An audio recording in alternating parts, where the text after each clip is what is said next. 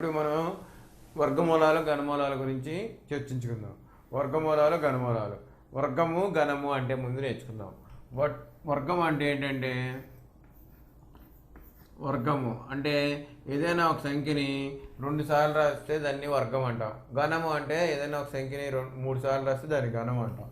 Suppose 2 × 2 అని రాస్తాం అంటే ఇది ఎంత 4 ఆన్సర్. అంటే దీన్ని 4ని ఏమంటాం? 2 యొక్క వర్గము. 2 యొక్క వర్గము ఎంత అంటే 4 అని చెప్తాం. మామూలుగా ఏం చెప్తాం? 2 యొక్క వర్గం ఎంత అంటే ఏం చెప్తాం? 2 యొక్క వర్గం ఈజ్వల్ 4. అదే కనుక 4 యొక్క వర్గమూలం దానికి ఆపోజిట్. అదే 2 యొక్క వర్గం అయితే 4 అన్నా. 4 యొక్క వర్గమూలం అంటే ఎంత అంటే దానికి రివర్స్గా ఏం రాస్తాం? 4 యొక్క వర్గమూలము 2 అని రాస్తాం. అది వర్గం అంటే ఒక ఇచ్చిన అంకిని 2 సార్లు రాస్తే వచ్చేది వర్గము. అదే దాన్ని 2 సార్లుగా రాసి ఒక విలువను తీసుకుంటే దాన్ని వర్గమూలం కట్టడం అంటాం. ఇప్పుడు 4 ఉందనుకో, 2 ఉందనుకో, 2 × 2 రాసాం. అదే 4 వర్గమూలం అంటే 2 అని రాస్తున్నాం. అలాగే ఘనమూలం అంటే ఏంటంటే సపోజ్ మళ్ళీ 2 తీసుకుందాం. ఘనం అంటే ఏంటంటే 3 సార్లు రాయటం. ఘనం కనుక్కోండి. 2 యొక్క ఘనం ఎంత అంటే 2 × 2 × 2. 2 × 4 4 × 8. 2 యొక్క ఘనం ఎంత? 8. అదే కనుక 8 యొక్క ఘనమూలము ఎంత అంటే మనం ఏం చెప్తాం? 2 అంటాం. 3 సార్లు తీసుకుంటే 3 వాటి నుంచి ఒకసారి తీసుకుంటే వచ్చేది ఘనమూలం అవుద్ది.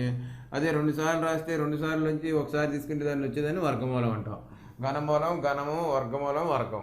ఇది ఇప్పుడు ముఖ్యంగా మనం ముందు వర్గమూలాలు చేద్దాం.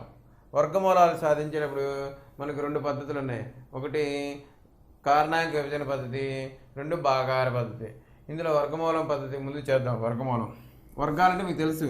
3 యొక్క వర్గము ఎంత అంటే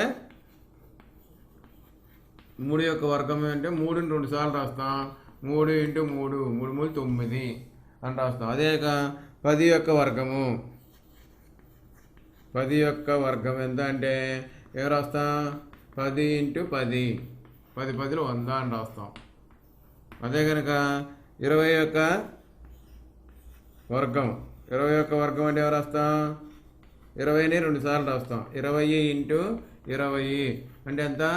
మామూలుగా గుణించడం 20 20 400 అని రాస్తాం. ఇప్పుడు మనం ఏం చేద్దామంటే వర్గమూలాన్ని కారణాంక పద్ధతిగా కనుక్కుంటాం. వర్గాలంటే మీరు చేస్తారు, గుణకారం చేయడమే. ఏ సంఖ్యని ఇస్తారో ఆ సంఖ్యని మళ్ళీ అదే సంఖ్యతో గుణిస్తూ వచ్చేది మనకి వర్గం. వర్గమూలం కనుక్కోవటం ఏంటంటే ఈ వర్గమూలం కనుక్కోవటంలో 2 పద్ధతులు ఉన్నాయి. వర్గమూలం కనుక్కుంటా ఇందులో 2 పద్ధతులు ఉన్నాయి. ఒకటి ఏంటంటే కారణాంక పద్ధతి, 2 భాగాహార పద్ధతి. 1 కారణాంక పద్ధతి, 2 భాగాహార పద్ధతి. ఫస్ట్ కారణాంక పద్ధతి చూద్దాం. చూడండి, కారణాంక పద్ధతిలో ఏదైనా ఒక సంఖ్యకి వర్గమూలం కడదాం. సపోజ్ మనం 4 ఉంది, 4ని తీసుకుందాం. 4 యొక్క వర్గమూలం కడదాం. చిన్న సంఖ్య 4 యొక్క వర్గమూలము. 4 యొక్క వర్గమూలం కట్టామనుకోండి ఏమవుతుంది? 4 ఉంది. ఈ 4ని కారణాంక విభజన చేస్తాం. 4లో ఏ ఏకం పోతుంది? 2 ఏకం పోతుంది. 2 × 2 4. అంటే వర్గమూలానికి గుర్తు ఏంటంటే వర్గమూలాన్ని ఈ విధంగా వర్గమూలం గుర్తు ఇది. ఈ విధంగా రాస్తే దాన్ని వర్గమూలంకు గుర్తు. ఇప్పుడు 4 యొక్క వర్గమూలం కనుక్కున్నాం. 4√4 అంటాం దాన్ని. = 2 × 2. ఇప్పుడు ఒకే సంఖ్య 2 సార్లు ఇస్తే అందులోంచి ఒకసారి తీసుకుంటే అదే దాని యొక్క వర్గమూలం. అంటే 4 యొక్క వర్గమూలం ఎంత? 2. అదేవిధంగా 9 యొక్క వర్గమూలం కడదాం. 9 ఏమవుతుంది? 9ని ఎలా రాసుకోవచ్చు? ఏదైనా ఒక వర్గమూలం కనుక్కోవాలంటే ఒకే సంఖ్యని 2 సార్లు రాయగలిగితే అప్పుడు దాన్ని వర్గమూలం కనుగొనగలం. లేకపోతే కనుక్కోలేం.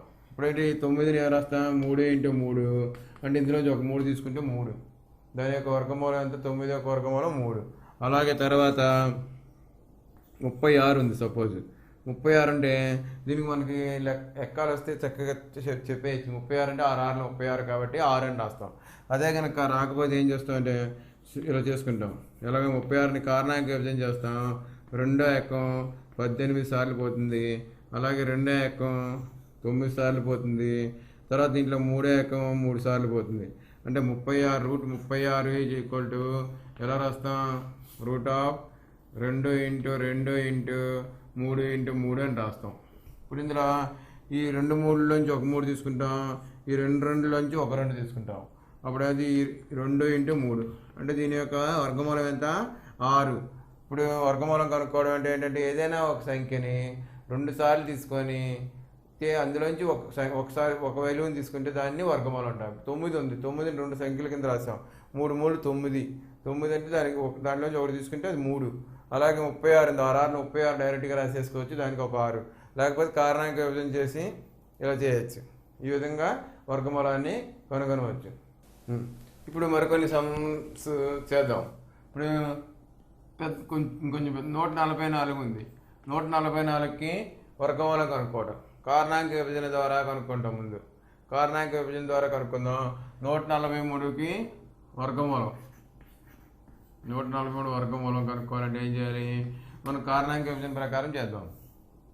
144లో మొదటగా ఏకం పోతుంది, రెండో ఏకం పోతుంది. రెండో ఏకం 2 సార్లు పోతుంది, 72 సార్లు పోతుంది. 72 అయితే మళ్ళీ ఇందులో రెండో ఏకం ఎన్ని సార్లు పోతుంది, 36 సార్లు పోతుంది. మళ్ళీ రెండో ఏకం 2 సార్లు పోతుంది, 18 సార్లు పోతుంది. రెండో ఏకం మళ్ళీ 18 2 సార్లు పోతుంది, 9 సార్లు పోతుంది.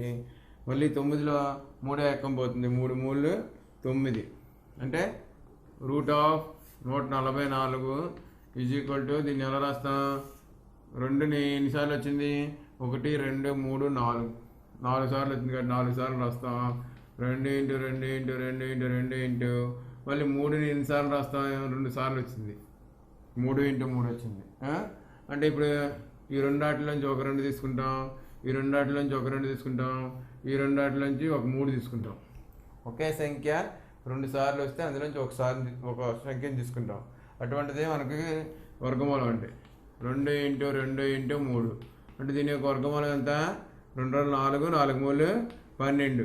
అంటే 144 యొక్క వర్గమూలం 12. మనం ఇంకా చూసుకోవాలనుకుంటే ఏం చేసుకో, 12 ఇంటూ 12 మనం గుణించుకుంటే మనకు 144 కూడా వస్తుంది అది.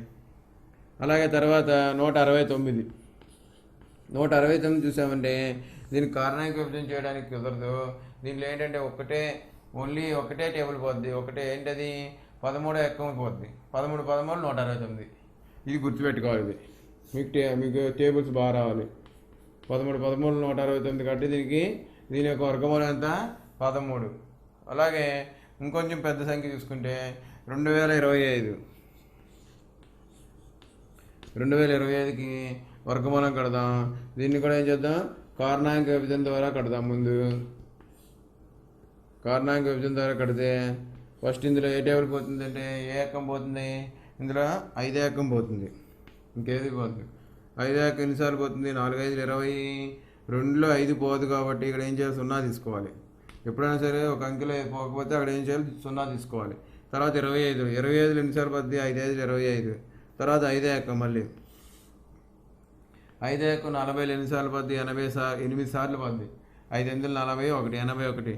ఇక్కడ తర్వాత ఇంకా 3 ఏకం చూసుకోవాలి. 3 ఏకం ఇందులో ఎన్నిసార్లు పోద్ది, 2 3 6, 2 శేషము 21 7, 27 సార్లు పోతుంది. తర్వాత మళ్ళీ 3 ఏకం ఎన్నిసార్లు పోతుంది, 9 3 27. మళ్ళీ 3 ఏకం ఎన్నిసార్లు పోతుంది, 3 3 9. అంటే దీన్ని ఎలా రాసుకోవచ్చు, root of 2025 is equal to root of ఇక్కడ ఎన్ని వచ్చినాయి, 5 ఎన్ని వచ్చినాయి, 2 వచ్చినాయి, 3 4 వచ్చినాయి. అప్పుడు ఈ 2 5లోంచి ఒక 5, ఈ 2 3లోంచి ఒక 3, ఈ 2 3లోంచి ఒక 3 తీసుకుంటాం. ఇప్పుడు ఏమైంది, ఇందులోంచి ఒక 5 తీసుకున్నాం, ఇందులోంచి ఒక 3 తీసుకున్నాం, ఇందులోంచి ఒక 3 తీసుకున్నాం. అప్పుడు మొత్తం గుణకారం చేయండి. 5 3 15, 15 3 45. అంటే 2025 యొక్క వర్గమూలం ఎంత వచ్చింది మనకి, 45.